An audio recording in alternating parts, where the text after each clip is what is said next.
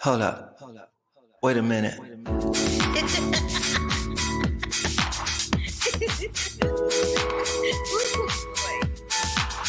I wish you love, peace, and hair grease. Love, peace, and hair grease, y'all.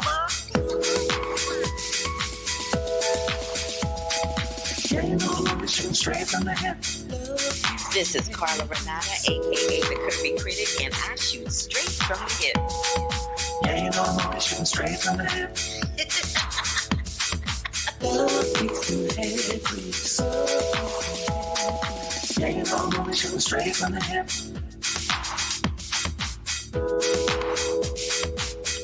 Let's take a trip around the curve. Hampton, but we the real HU.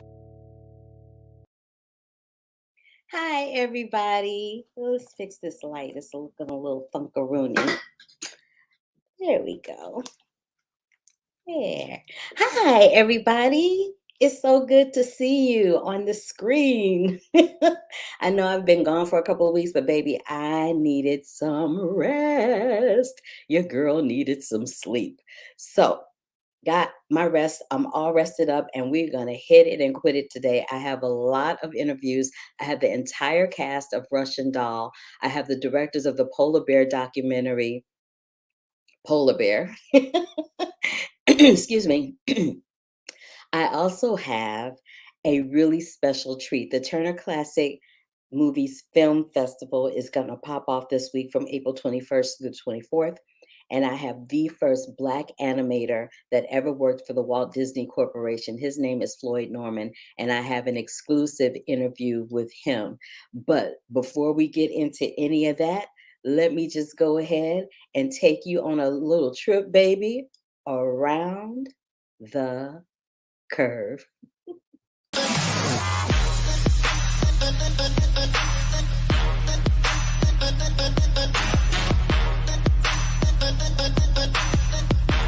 The HFPA is expanding. Lee Daniels is bringing Sammy Davis Jr. to Hulu. He ends his feud with Monique, and Billie Eilish is flipping into acting in this week's Around the Curve. The HFPA is adding 200 new Golden Globe voters. These journalists would not be full HFPA members, but would triple the membership. The Peabody Awards announced that Attica, Summer of Soul, High on the Hog, and Colin in Black and White are among the 60 nominees to be announced between June 6th and June 9th.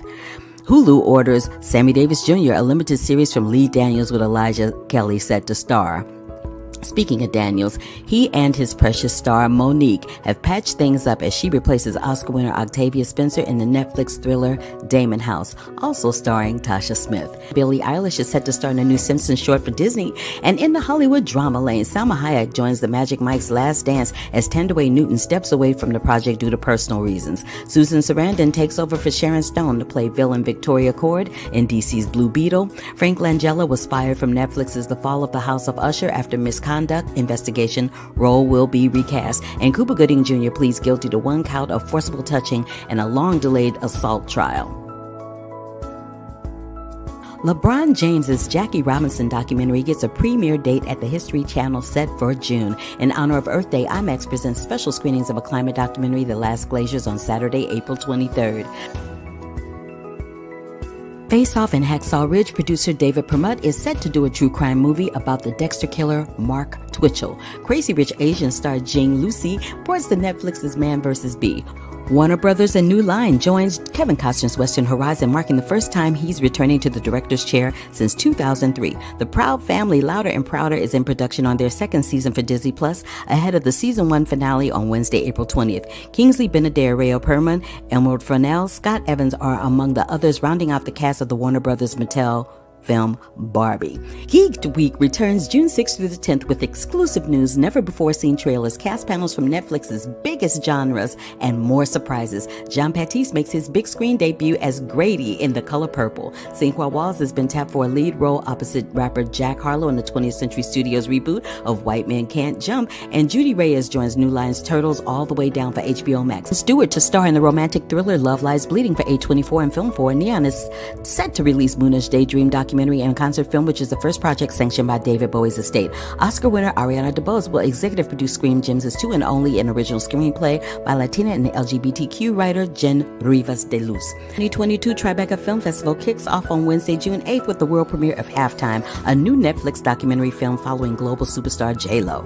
And Peacock has put in development Pure, a 1-hour drama based on the Alan Sorkin Vanity Fair article, The Runaway Vegan, based on the disgraced vegan restaurant owner Sarma Melangalis. 15 years after the Tony-winning run of Spring Awakening opened on Broadway, its original cast and creative team are reuniting for a spectacular one-night-only benefit concert for the Actors Fund. In this week's episode of The Curvy Critic with Carla Renata, I have a review and interviews with the filmmakers of Polar Bear from Disney Nature, The Secrets of Dumbledore, The Unbearable Weight of Massive Talent, The Northman, and Emergency. I also have some interviews with the entire cast of The Russian Doll, including Chloe Sevigny, Greta Lee, and Natasha Lyonne.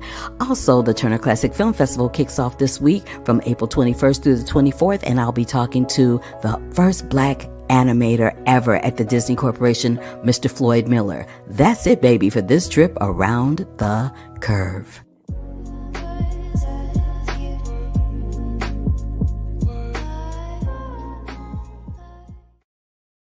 Yay, we had some great stuff kicking off this week. So I'm glad that I was able to share some of it with you. So let's not waste any time, shall we? Because I have so much to talk about. I want to talk about this film, Polar Bear, first, because it's a film that was done by Disney Nature through the Disney Plus channel, the Disney brand. And they love to do these, Disney Nature always does these really nice, funny, heartwarming, yet serious documentaries dealing with different animals on our planet. And one of my favorite animals on the planet is a polar bear. They are so cute and cuddly, but honey, there was not some cute and cuddly things about them in this documentary that is directed by Alistair Fothergill and Jeff Wilson. I spoke with them and I'm going to play that interview in a minute, but this is what I want to tell you about the Polar Bear doc. It drops just in time for Earth Day this weekend on Disney Plus. It follows a new mother, polar bear, as she prepares to navigate motherhood in the challenging world that polar bears face today, that being climate change and global warming. Global warming is ruining their habitat. You know, polar bears exist in the cold, exist on the ice, and the ice caps are melting away because of global climate change. So that was kind of disheartening to watch, but what wasn't disheartening to watch was the playfulness that these bears have, how they go on hunts for seals, how they go on hunts for whales, how they are playful but yet predatory. And they also eat seaweed. Who knew that whales were eating seaweed? But I'm going to let the rest of this interview inform you about that. So take a look and a listen to this interview with Polar Bear doc directors Alistair Fothergill and Jeff Wilson. Hello, Alistair and Jeff. How y'all doing? Very well. How are you? I'm good. Oh man, you guys did a doc about my favorite animal ever. Good. Bear. I'm so excited. So this is what I want to know first and foremost. I want to know what type of long lenses you used to capture those images, because some of them were so close up and so intricate that I'm like, they couldn't possibly have been right on top of these bears. Like, no. So I want to know how that went down. Either one of you can address that. Variety of lenses. The most ice-based lens, shooting it on the ice level, is a CN20, which has about a 40 times magnification. Because you're right, you don't want to ever get that close to a polar bear. We also use the very latest drones, which are very quiet, and that's great because they didn't frighten the bears. And we also mounted cameras on gyro-stabilized systems. So, for instance, when you have them swimming, we're in a boat with a camera on the end of a long arm when it's stabilized by a gyro system. And that allowed us to get quite close as well. It was beautiful. Beautiful, beautiful, beautiful. Especially the shots where you could see like the sunset and the sunrise, those shots right there. I'm like, oh, when I knew I was going to talk to you, I'm like, that is the first thing I'm asking out the gate, because I'm geeky like that. And I just needed to know. Good. Glad you know. Yes. And I know that y'all consume it? Over 2,000 packs of Yorkshire tea. Have you had any tea? Have you had any tea since then? No, I'm still drinking it. Yeah. The English are incapable of surviving without tea. You should know that by now. I didn't, but I do now. I also, I also wanted to know, what was the most fun day that you guys had to shoot, considering the temperature situation? Because, you know, it's not Southern California, just saying. Yeah, you're right. I mean, I think, yeah, I actually, do you know, the cold isn't, we're very, very well wrapped up most of the time. So the cold tends to be not an issue. So there's always fun to be had on any given day. But for me, there was a moment when we came across the dead sperm whale carcass that was washed up on the beach. And when you've got something that is serendipitous like that, that is completely by chance, we never scripted it, and there are 20 bears feeding on a carcass together, and like a well-fed bear is a happy bear, and a happy bear is a playful bear. And so when they're all happy and they're playful, then you see the most extraordinary thing. And we captured some really never been seen before behavior just with the social interactions of those bears off the edge of that carcass, because you know, bears are solitary animals. They don't often hang out with one another, but when they're at the pool party after the barbecue, you know, they are having a lot of fun, and that's just such a special thing to witness. I didn't realize polar bears were so predatory. You know, how they slink in that water like you see a lion or a cub doing in the jungle.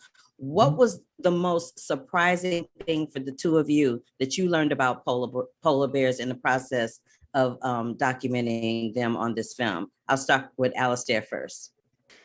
Golly, we learned an awful lot of new stuff. And because one of the joys about having a Disney nature budget and ambition of a movie is we could spend an awful lot of time in the field. And so I'd say about 50% of the film is literally never been filmed before. And you talk about that hunt. That was a very, very special moment. We've never covered that as well as that before. And the extraordinary moment when our star is, she's so slowly trying to get out of the water to get close to that seal on the iceberg. I was there when we filmed that. And that was one of many, many special moments we had in the field. I think for me, the great joy of spending that time in the field is you really begin to understand just how intelligent bears are. You know, they're problem solvers by their very nature. And so every single moment that you're spending in the presence of a bear out there in that ice, it's always trying to solve a problem, how to get closer to a seal, how to sniff a seal out of the ice, you know, how to stalk in an environment where, you know, most of the time it's in water, like you mentioned. All of those things, those simple observations, by being there and by being present, you just really get to understand what a great problem solver the bear is, you know, and when they don't have food, to dive down and pull up some kelp, some seaweed, and just chow down on that. You know, even that's a kind of revelatory thing for us. You know, whoever thought that bears would sit there and make a meal out of seaweed? Not me. But it was still, you know, it's a great thing to witness. It was. And thank you so much for bringing me and the masses this film. That's my time. And I enjoyed speaking with both of you. I'm looking forward to what everybody else feels about it too. Thank you for your questions and time. You're welcome. Bye. I really enjoyed speaking. I love talking to people behind the scenes. I love talking to directors, cinematographers, composers, producers, because I'm always interested in their point of view, and it's usually something completely different than the actors. So thank you again, Alistair and Jeff, for talking to me about your Disney nature documentary, Polar Bear, which is going to be on the Disney Plus channel this weekend, just in time for Earth Day. Speaking of Earth Day, but before we get to that, let me just remind you, I am Carla Renata, the Curvy Film Critic. You have tuned into the Curvy Critic with Carla Renata. This is a podcast that is done visually, where I talk to people above and below the line in the film industry and do a little review here and there along the way. If you are on YouTube, give me a big thumbs up to let me know you were here. Click that bell for notifications and subscribe to the channel, because you actually will never know who you might see here. And that is my plug for right now.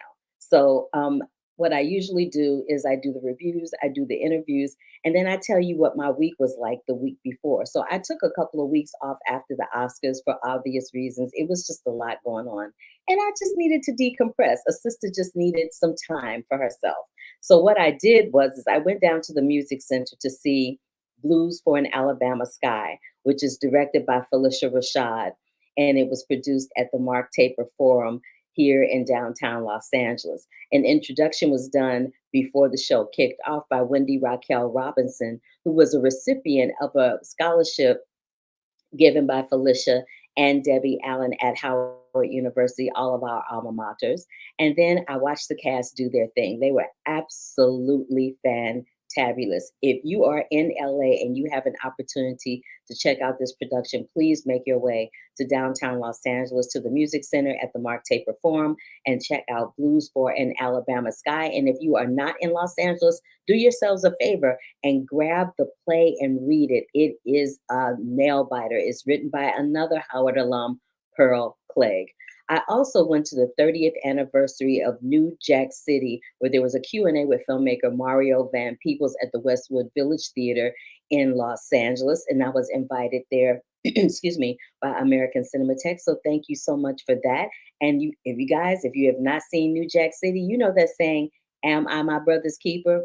I first heard it there in that movie, New Jack City. Check it out when you get a chance. There's some people in there that weren't huge stars at the time, but are mega stars right now, like Vanessa Williams, who was in Soul Food, Ice-T, the rapper, Wesley Snipes, Christopher Williams, Judd Nelson. Baby, the list goes on. But check it out if you get a chance. And then I also participated in one of my favorite things that I love to do that I talk about here quite often. I judged the non-classical voice semifinals for the Spotlight Awards, which is also produced by the Music Center in downtown Los Angeles. And among the people judging with me was Barrett Fuller. Y'all know him from that CSI joint with, is it CSI? Yeah, I think it's CSI with LL Cool J. All right. And then I did a Q&A for The Devil You Know. I did an interview with Michael Ealy concerning that. I'll play a little bit of that in a little bit. But I did a Q&A with Will and Omar at the Soho House. They invited me there to do that. Thank you, my brothers. It was great. And this is another film in which the Bible phrase, "Am I my brother's keeper?" is used. And this film is directed by Charles Murray. Now, let me get right on into The Northman. Baby, The Northman is a film that y'all got to see because there's a lot going on. It's written and produced by Robert Eggers. It's distributed and produced by Focus Features, and it's in theaters actually, it will be in theaters on April 22nd. It is an action-filled epic that follows a young Viking prince on his quest to avenge his father. Let me see, avenge his father's murder. There are very Shakespearean undertones in this film. It's an extremely violent film, but this is what I love about the film. Robert Eggers loves his Nordic joints. He loves these Nordic historical pieces, and he always centers his film's stories around that period of time in American and Nordic history. So I do love that about his films. The storylines are very dark and strange and off kilter, just like they were in The Lighthouse with Robert Pattinson. And I love that film. The Lighthouse was Robert Pattinson and Willem Dafoe. Loved, loved, loved that film. So I really couldn't wait to see what Robert Eggers was going to do with this film.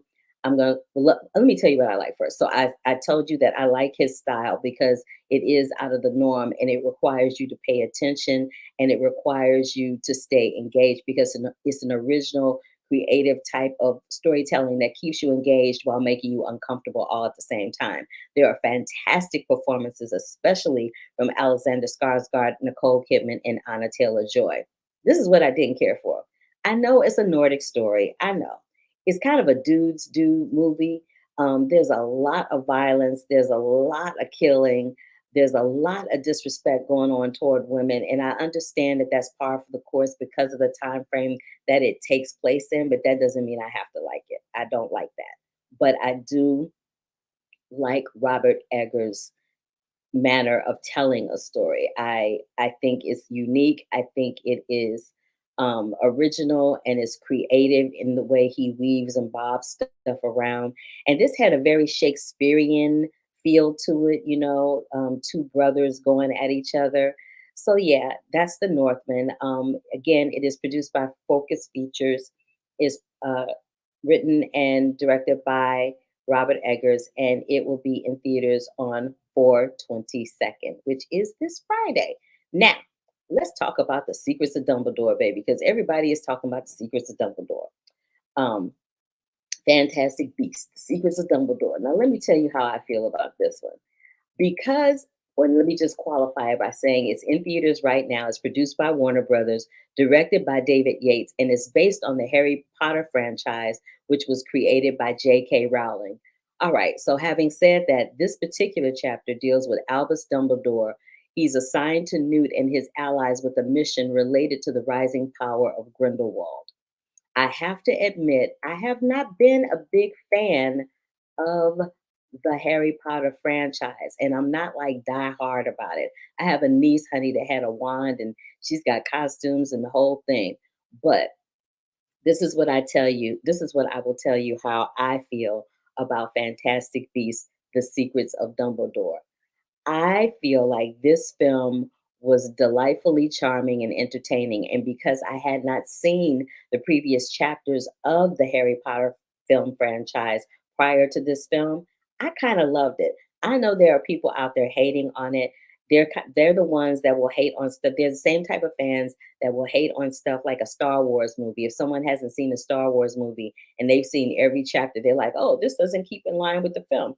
Listen, this film is not made for you. It's made for Harry Potter fans. It's made for Harry Potter teenagers. It's made for Harry Potter kids. It's made for the people that read the Harry Potter books, not grown ass adults that want to judge it within an inch of its life. So now that I have said that, let me tell you how I feel. Again, I feel that it was delightfully charming and entertaining. There's a brother sibling rivalry thing going on that permeates throughout the film. I loved all the supporting characters, especially Dan Foglar as Jacob Kowalski, who was hysterical. Jessica Williams as Lolly Hicks, and Callum Turner as Theseus Scamander. The scene with him and Eddie Redmayne walking like crabs on a cavern ledge, trying to get away, had me peeing in my pants. It was so funny. It's gorgeously shot with some really, really interesting CGI and some a really nice message about, everything is not as it appears. Everything is not as it seems. Don't be so quick to judge. And so that is what I will say to other critics that are judging this film unjustly, in my opinion.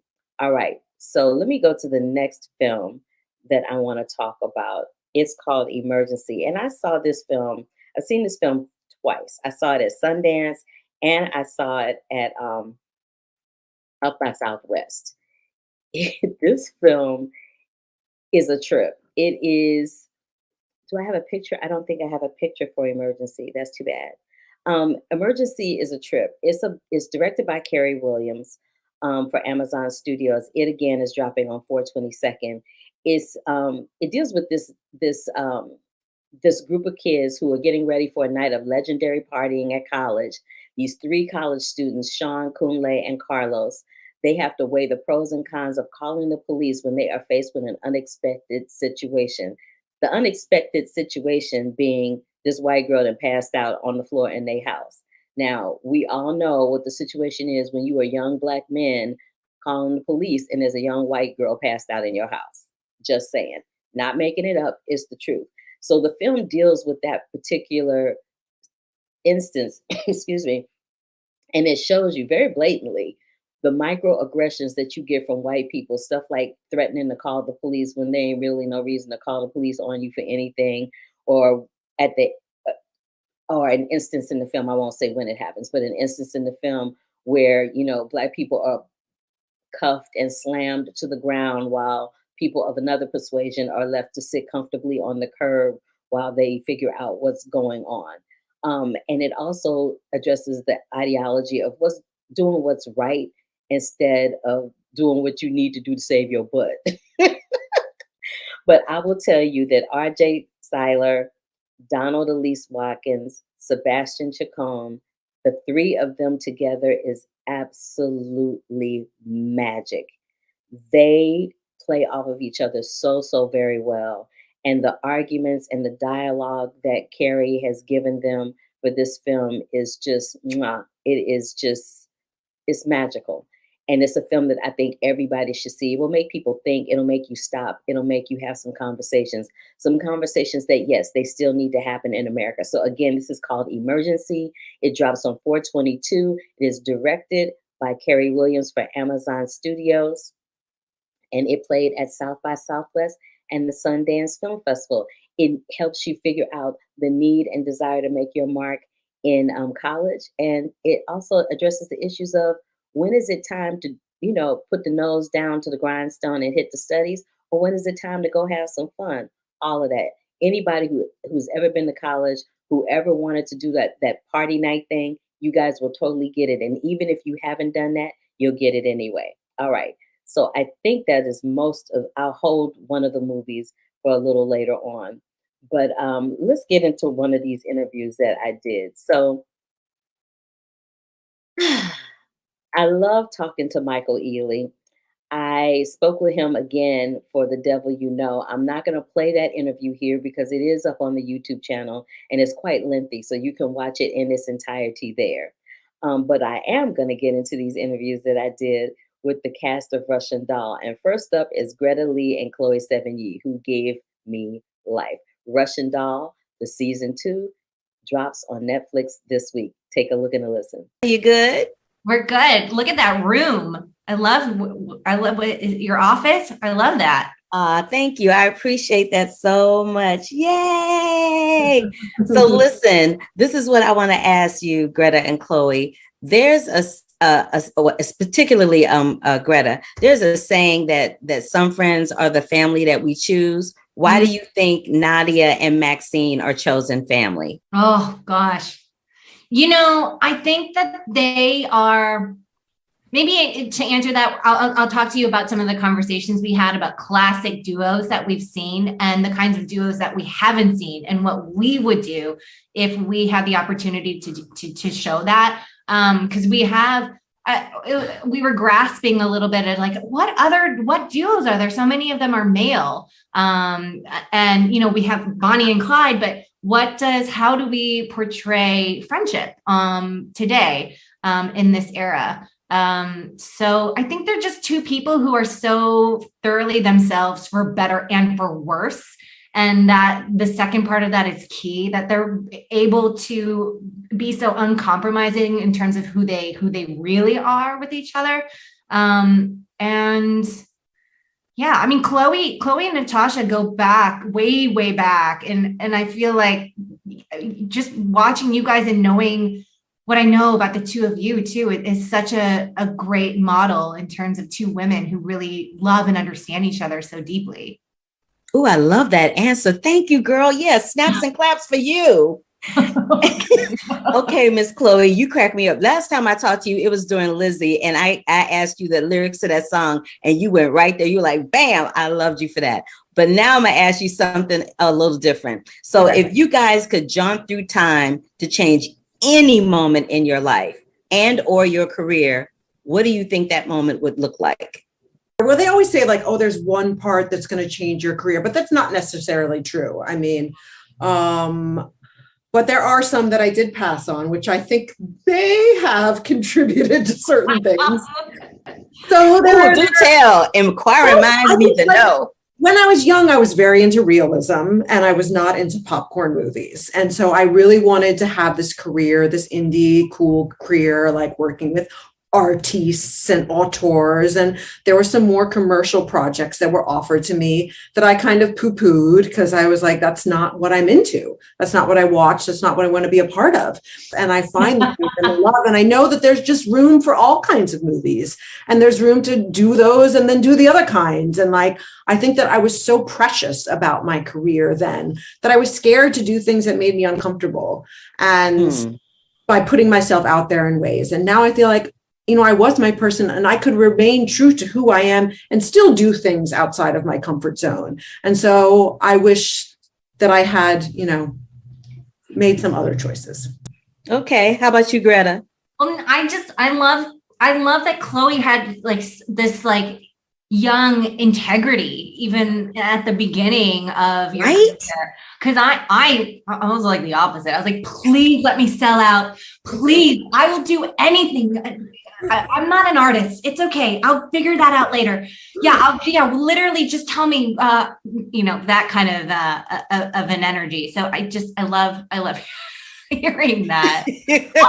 also, it's incredible because Chloe, like where you are now and who you are now, I wouldn't like if you had changed it, then who's to say? It's like this is very Russian doll, but then you wouldn't be you now as you. So if you had taken then who knows how things not the Spice Girl movie. I know, believe me, I'm dying. I'm like making Chloe tell me what these tasks are. Right? I was like, inquiring minds want to know, and Chloe was like, yep, nope, not today. Well, that's my time. I had some more questions for y'all, but I'll get to it the next time we talk about Russian doll or something else, right? But thank you so much, ladies, for your time. I really appreciate y'all, and congratulations. Thanks. Nice talking to you. Listen, Chloe 70, I'm gonna need you to like hit a sister up, send me a text message, send me an email. You can even DM me, girl, and let me know what that role was. Because like now that I'm seeing this again for like the umpteenth time, I really kind of need to know what role you passed on. And I bet it was something major too. But anyway, I digress. Let's go ahead and move on to this interview with Natasha and Charlie from the same show, Russian Doll. What's up, y'all? What's up? How you doing? Thank you for having us. Listen, it's always good to be seen, and it's always good to talk to some lovely people like y'all. So I want to know, what is it that makes Nadia and Alan crazy diamonds in a world that seems incredibly complicated for them both? And I'll start with Natasha first. I think they're both sort of very curious about why they don't feel totally correct in society as it exists. And together they have the courage to kind of explore that, like sometimes in our friends, we can see that they're sort of perfect as they are, but in ourselves, we feel broken in some way when we're alone. And I think that they see that in each other.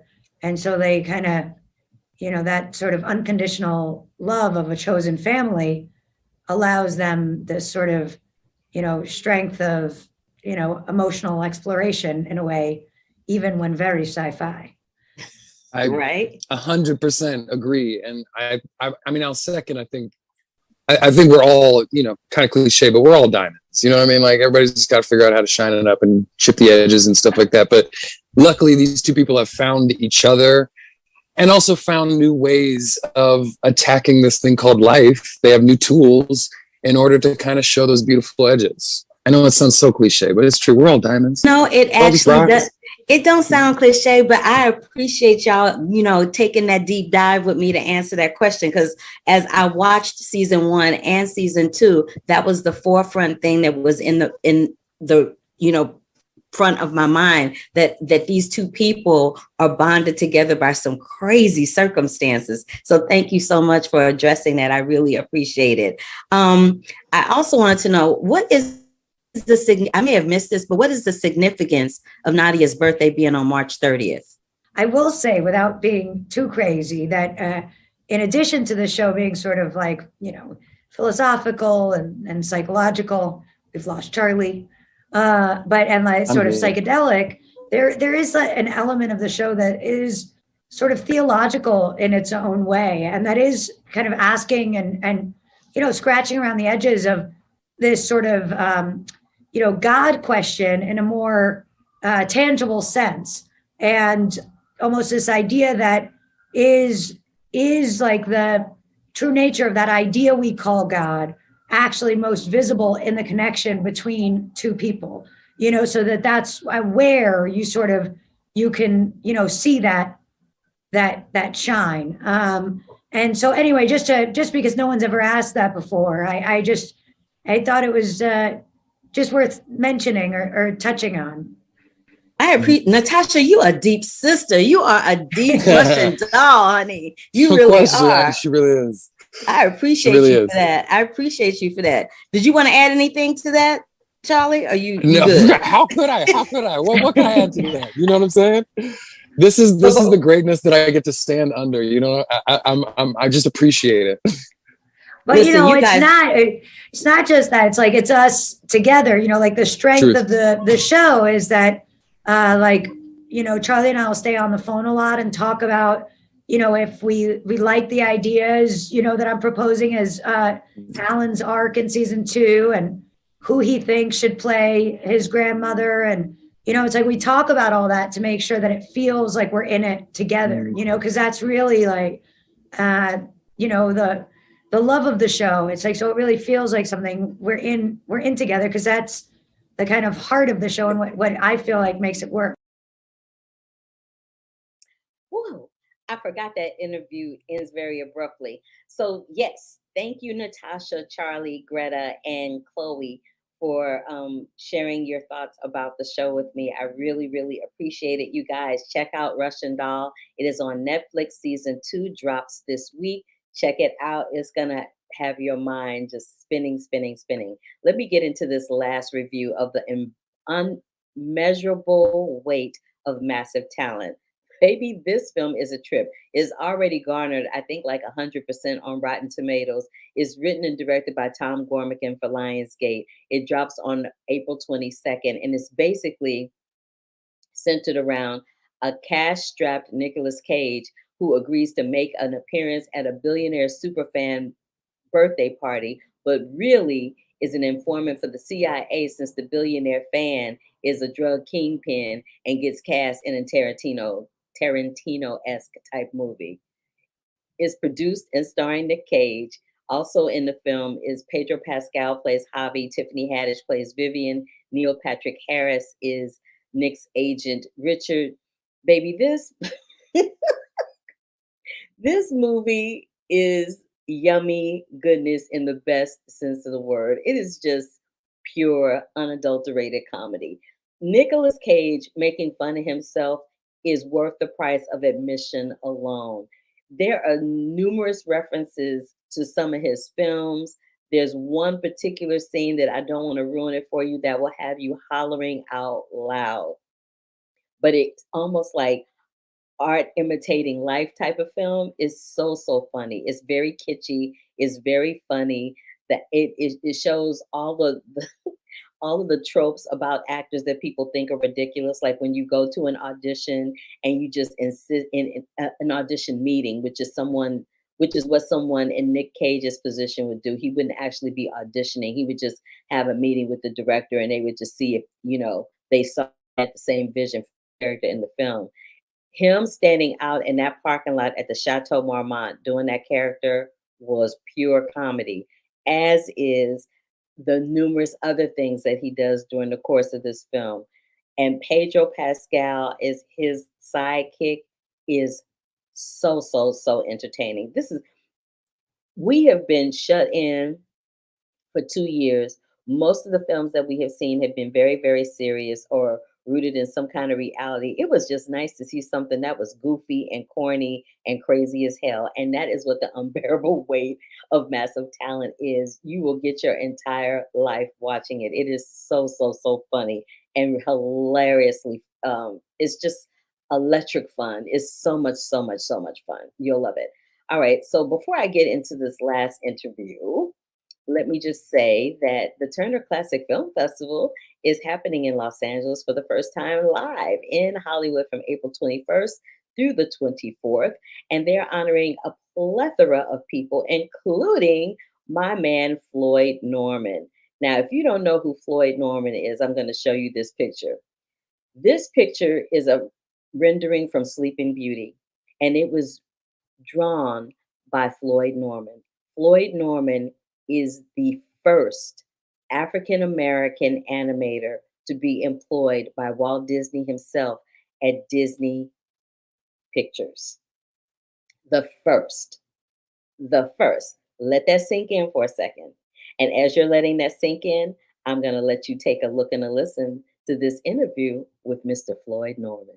What exactly an in-betweener is in the world of animation? Because most people, when they speak of animation, they talk about animators, they talk about so many things, but that term in-betweener is hardly ever spoken about or used in layman's terms. So if you wouldn't mind explaining that to my listeners and viewers, I'd really appreciate it.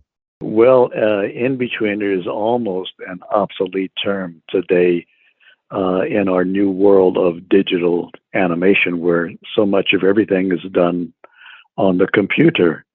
In the old days, everything was done by hand. Everything was done with pencil and paper, people drawing on paper. And so that's why this incredible job of in-betweener was so important, because you needed somebody to do these multiple drawings that would go in between the animator's key drawings. Those key drawings were known as extremes. And what goes in between those extremes to make the action smooth were additional drawings called in-betweens.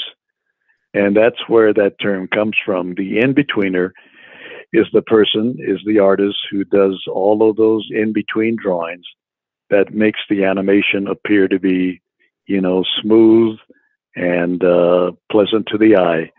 So that's where the term in-betweener comes from. I love that. And that helped me understand it too, because I was like, oh, I wonder what that is. Because I know that you started out working on Sleeping Beauty in that capacity. So I wanted to make very sure that I was clear on exactly what that was. Thank you. Right. You bet. Yeah. This is the second time that I know of that you've been honored. And I know you've probably been honored a zillion, gazillion other times as well. But way too many times. Way too much. But how does it fit? But Turner Classic Movies is special because it's dealing with classic movies. And you were part of classic movies like 101 Dalmatians and Sleeping Beauty and The Sword and the Stone. And the list goes on and on and on and on. What does this particular honor mean for you? I'm a movie fan. I always have been. And Turner Classic Movies celebrates the wonderful medium of motion pictures and all of the great filmmakers and the great movie actors that we've had over the years. So to be part of that pantheon of great classic films, it's a real honor, and it's a real it's an honor indeed. My wife just I heard her. I heard her in the background going, "It's an honor." Yeah. It's an I honor. love your wife. She's lovely. I met her that day in Africa. I love her. She's hilarious. Yeah, she is. But it's an honor to be included in this, the great film classics of Hollywood that have gone on, how many years now? Good heavens, it's been many, many years, many, many motion pictures, and so many great filmmakers have come and gone during that time. So to be a part of this distinguished group truly is a real honor. And I'm so grateful to Turner Classic Movies for, inviting me into this very unique club of American filmmakers. Well, my 12-year-old self and my adult self is grateful that a Floyd Norman exists, because you've made it possible for little children, young adults, and adults of a certain age to realize that, like you said earlier, there are other opportunities in the entertainment and film industry other than being in front of the camera.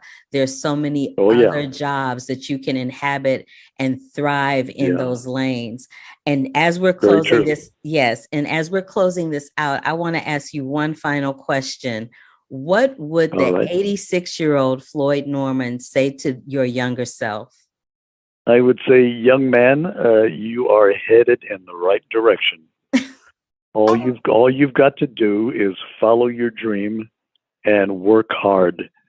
That's all you got to do. Follow your dream and put in the hard work that is necessary for success. And if you do those two things, you're going to have a rich, rewarding, and happy life. That's what I would say to myself. That is absolutely beautiful and very, very well stated with so much inspiration and love. Mr. Floyd Norman, it has been my I'm getting a little choked up. I'm sorry. It's been my Well, don't get choked up.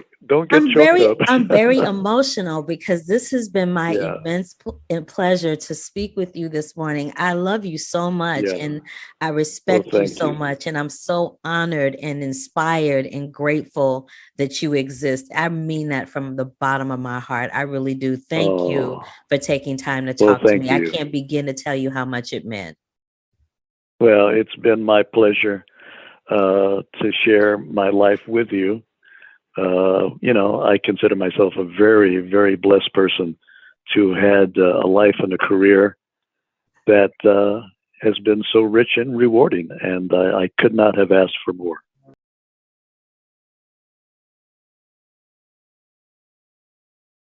You guys, Floyd Norman and his wife are the truth.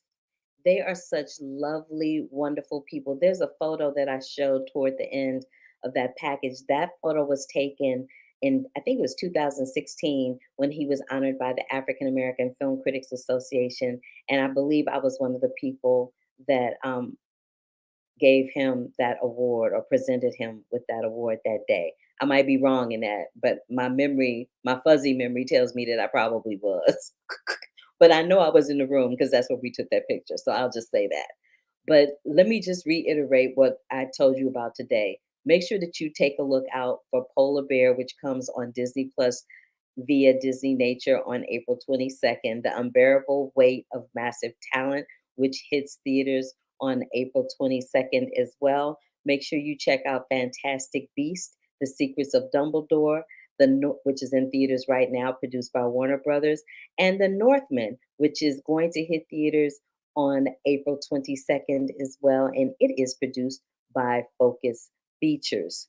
And Emergency, which I don't believe, I think I said it drops on the 22nd, but I might be wrong in that date. I'll get back to you on that one. But I wanted to let you know as we're closing out next week, I have an interview with my girl, Sarah Jones. Sarah has a film called Buy, Sell, Date that's playing at the San Francisco International Film Festival.